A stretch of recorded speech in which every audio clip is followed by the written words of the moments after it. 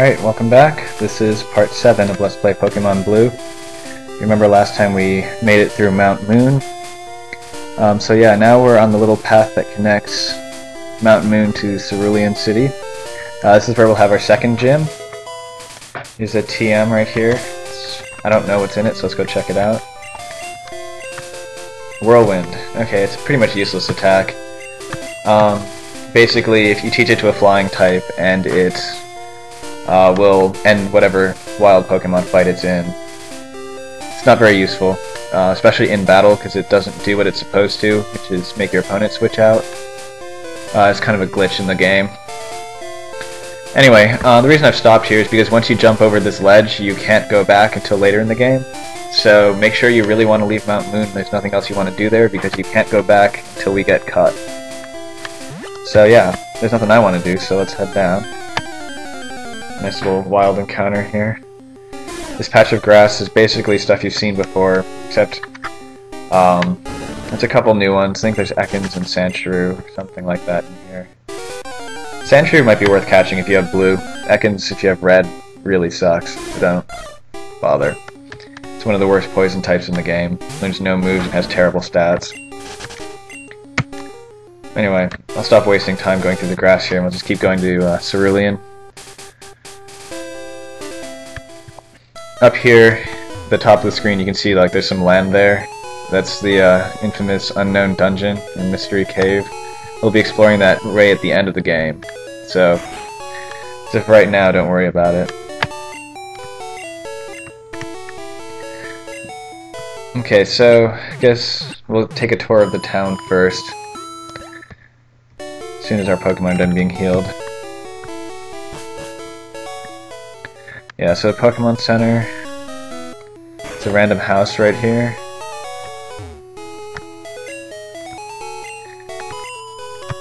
This guy, this is the first person you run into who wants to trade with you. You might as well do this trade because Jinx are not easy to find. I think this might be the only one. Poliwhirls you can get more, but I don't have one, so we can't trade it. Also, all the traded Pokemon in this game come over with nicknames, and you can't change them. They all really kind of suck. This house is nice, because if you go into the backyard here, you can find a hidden rare candy on the ground somewhere. I'm trying to remember where exactly it is.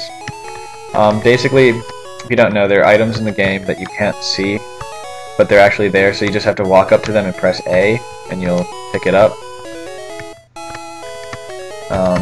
Here we go. So I thought it was over here somewhere. So yeah, rare candies are always nice. Get you a free level up. Let's see, down here, I believe, we have the bike shop. Yeah, so you can buy a bicycle. It's 1 million Poké-Dollars, which is more than you can possibly buy because your money stops counting at 9,999. But later on you get a bike voucher, which will give you a free bicycle. Basically it lets you walk at double speed. So it's nice if you want to move faster. I'll probably get it so that we don't have to walk so damn slowly the whole time. Here's a gym. It's run by Misty. She uses water types, so again, if you start with Charmander, you're kind of getting screwed over. We're going to come back here later, because we want to do some training and fight some other trainers first. But yeah, if you have Charmander, this is when that Pikachu gets really useful, because it'll basically torch all of her Pokemon if you get it to a high enough level. Over here, there's a cop in front of the house. Apparently they were robbed by the Team Rocket guys standing not very inconspicuously behind them. Yeah, this guy right here.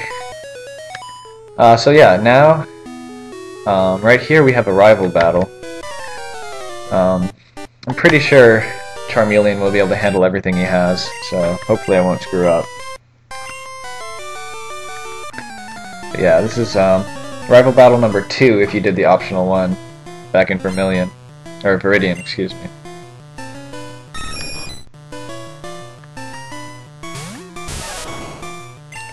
You can see he's leveled up his Pokemon pretty high.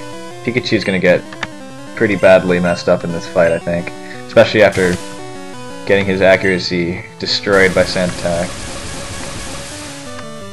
Awesome. There Really needed that to hit. I'm probably still going to switch out Pikachu because his accuracy got lowered so badly. Hopefully he'll be paralyzed or something. No such luck. And he got a critical hit. Awesome. But yeah, see now it says he's fully paralyzed, so basically he skips his turn. Means he can't attack that turn. Oh man. Fully paralyzed again. Somehow I hit 2 embers in a row after being sand attacked, so just be thankful for that.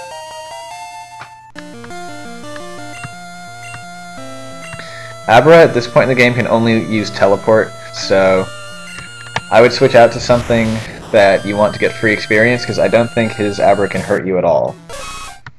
So you might as well, yeah, I'm just going to keep trying to use teleport, which in a wild battle would end the fight, but it doesn't do anything in a trainer battle.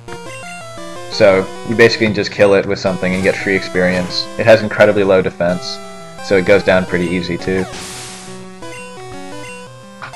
Awesome, level 13. I'll keep Nidoran in here for this. If I can get it to evolve, that would be awesome. I actually try to get, I think it evolves at level 16.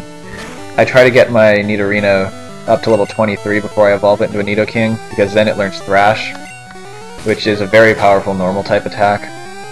And after you evolve your Nidorino into a Nidoking, it won't learn any more attacks after Thrash, but it's okay because it learns like every TM there is. Not really, but most of them. So I usually don't teach it anything other than Thrash and some TMs. Anyway, back to the fight. He hasn't evolved his Squirtle yet, even though it's at a level high enough to evolve. But whatever. Oh, and I got the paralysis. Awesome. Yeah, Thundershock and most electric attacks have a small percent chance of paralyzing your opponent. It's always a nice added special effect. I think Pikachu might somehow win this fight without taking any damage.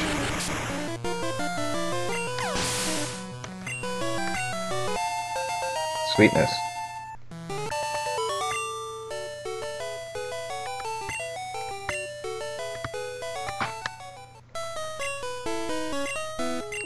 Alright, yeah, he's talking about this guy named Bill.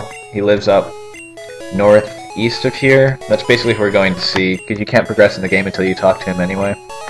So we have to battle a lot of trainers before we can get up to him. So we probably won't make it there in this episode. But this is called Nugget Bridge. You basically fight 5 trainers, and you win a nugget, as this guy basically just told us. They're all pretty easy, so you shouldn't give you too much trouble at all. This guy's still using Caterpies all the way up at level 14. Gotta wonder why. But this is a really nice place to train your Pokemon, since if you're like me, you only have one that's at a decent level. So it's nice to get some easy level ups for the other ones.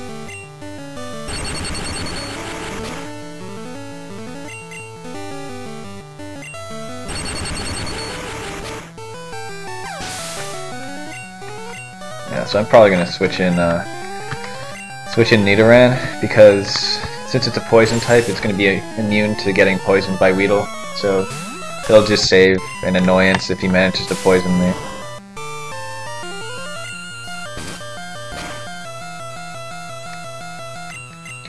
But yeah, ideally you would get most of your Pokemon over level 15 before you get to Misty, because her water types are actually pretty hard to beat if you don't have something super effective against them. So even people who pick Squirtle might have a tough time with that gym.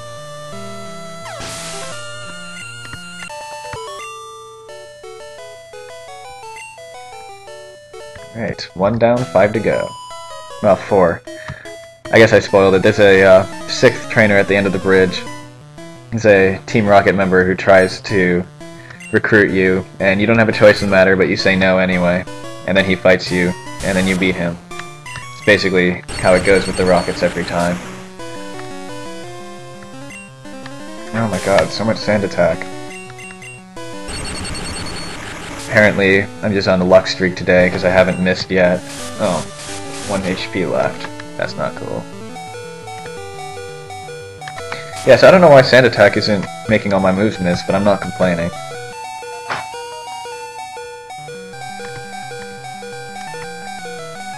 I'm gonna switch out because that beeping is driving me nuts.